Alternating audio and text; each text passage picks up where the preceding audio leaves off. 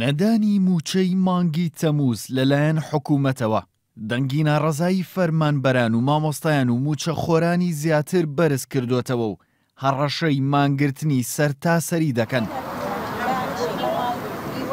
فەرمانبەرانی بانکی سلێمانی یەک مانگرتنیان گرت و دەڵێن تا حکوومەت موچەی مانگی تەمووزیان نەداتێ ناچنەوە سەر کارەکانیان. ئێمە داوای موچەی خۆمانەکەین، داوای حەقی خۆمانەکەین.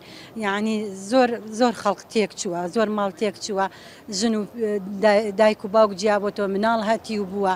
ئێمە ماعاشی خۆمانەیە قەی ناکە، یعنی ئینسان خۆ بە هەوا ئەژیت، بەس خۆ بە هەوا هەتا ناژیت.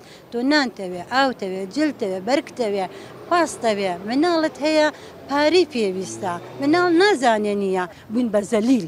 بوین دەسە پانەکەینەوە بۆ ئەم و ئەم بۆ 25,000 گوناحە ئێمەوەمان لێ ئێستا کەشکەنەوت هەیە موچەی خەڵک نادەن.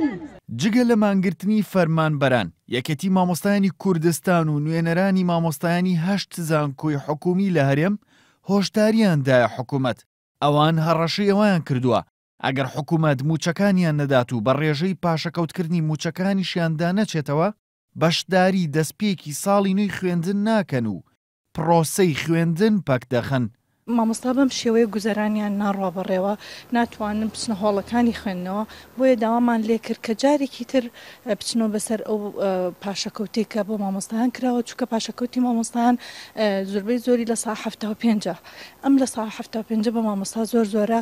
نوێنەری کارمەندانی تەندروستی سلێمانی ئاماژەی بەوەدا ئەگەر حکوومەتی هەرێمی کوردستان لە کارکردن بە سیستەمی نوێی موچە بەردەوام بێت ئەوانیش داوام بایکۆ دەکەن و ناچنەوە سەرکارەکانیان.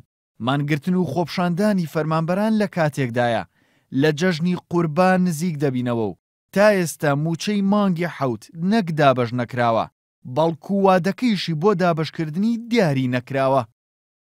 بژاردە بە غێنارتی سلێمانی.